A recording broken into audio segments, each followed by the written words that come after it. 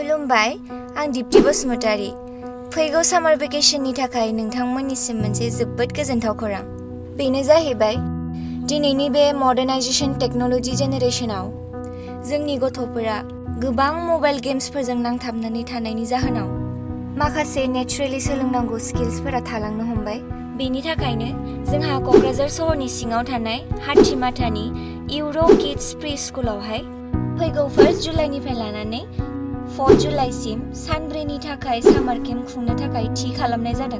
बे सामार केम्पआव 3 to 8 इयार्सनि गथ'फोरा बाहागो लानो हागोन आरो बेवहाय गथ'फोरा गोबां भेलुएबल एक्टिभिटिज आरो गोबांथार इम्परटेन्ट लाइफ लं लेसन्स सोलोंनो मोनगोन जेरै scientific experiments, mathematical games, brain teaser, story telling and conversation session, public speaking, paper craft and painting, flameless cooking, yoga and meditation, music and dance.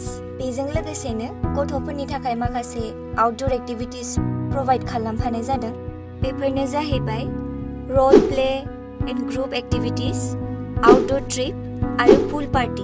बेनिखायनो नोंथांमोनहा गथ'फोरखौ नैबे सामार भेकेशनाव ओरैनो सम थांगारहोआलासिनो गथ'फोरनि life skills, social skills, self independent जानायाव हेफाजाब मोननो थाखाय आरो बेजों लोगोसे हेल्दी एटिट्युडनि गेजेरजों पार्सनालिटी डेभेलपमेन्ट खालामनायाव इउर' किड्स प्रि स्कुलनि सामार केम्पआव बयबो बिमा बिफाखौ गाव गावनि गथ'फोरखौ थिसननो थाखाय गुरै खावलायहरनाय थाबाय। गोजोन्थों।